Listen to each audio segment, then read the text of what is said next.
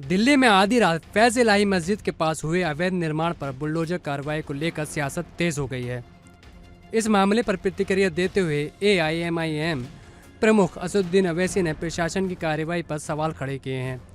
ओवैसी ने कहा है कि इस पूरे मामले में दिल्ली वक्फ बोर्ड को तुरंत सुप्रीम कोर्ट का रुख करना चाहिए और अदालत के सामने पूरी सच्चाई रखनी चाहिए।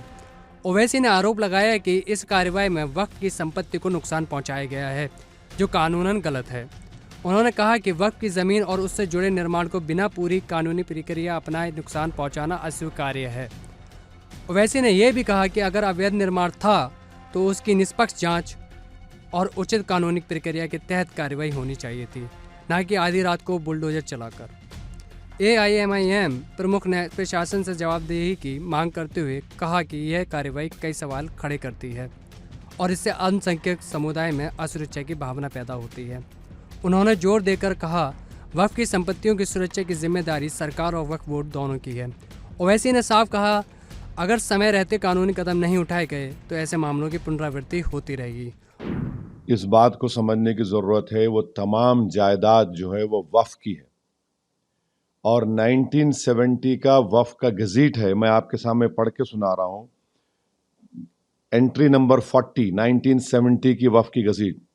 ख्वाजा फैज़ इलाही मॉस्क एलियस मस्जिद गोसियान एंड ग्रेवयार्ड, ओवर 100 ईयर्स। 1970 में गज़ेट गवर्नमेंट इशू करती है सरकार, उसमें इसका जिक्र है।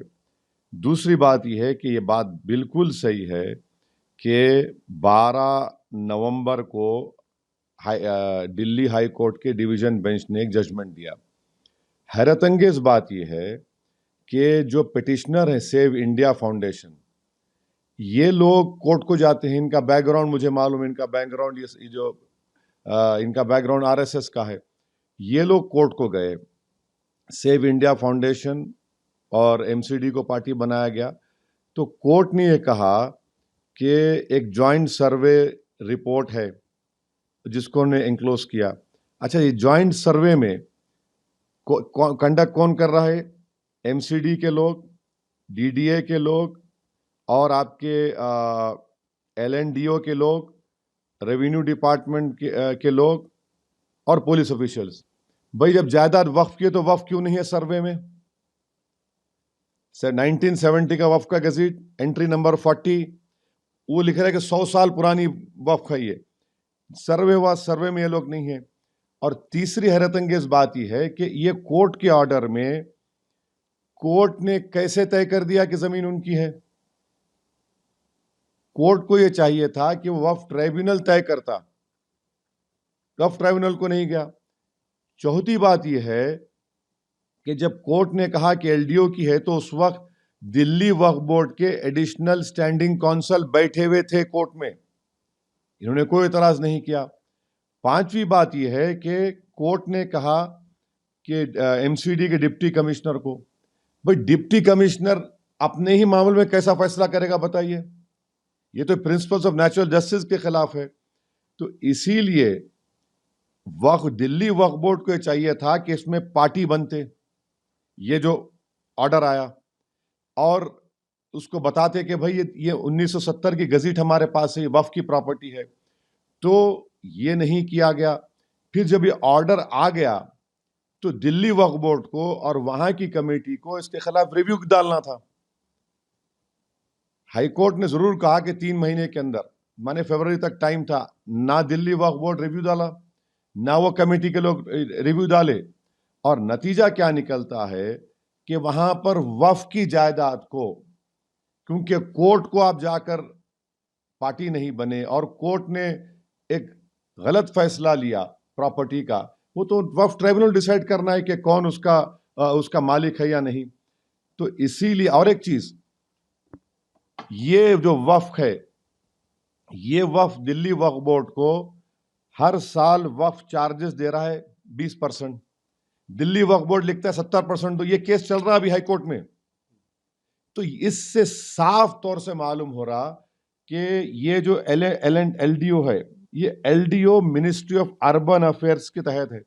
तो मरकजी हुकूमत और दिल्ली की मिलकर اور اس وقت کا جو ایڈمنسٹریٹر وقف بورڈ کا تھا اور ایم سی ڈی کا ہیڈ تھا ایک ہی آدمی تھا. یہ اس لیے کہ میں وقف کا ممبر ہوں تھا, میرے کو معلوم اس میں, اور وکیلوں سے بات کیا میں. تو یہ سراسر غلط ہے.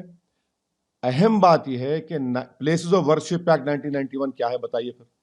1947 15 اگست میں یہ جگہ مسجد تھی اور یہ سب مسجد کی حصار میں تھا. کیسا آپ لوگ کریے؟ پارلیمنٹ کا قانون ہے, اس کو بھی بالا تائق رکھ دیے, تو اس کو بھی دھجیاں اڑا دیے. تو اسی لیے ہم کہہ رہے ہیں کہ یہ ایک بڑے منصوبہ بند طریقے سے کورٹ کے سامنے جا کر نہ دلی وقف بورڈ گیا, نہ یہ کمیٹی والوں کا کام تھا کہ جا کر کورٹ کو بتاتے. اور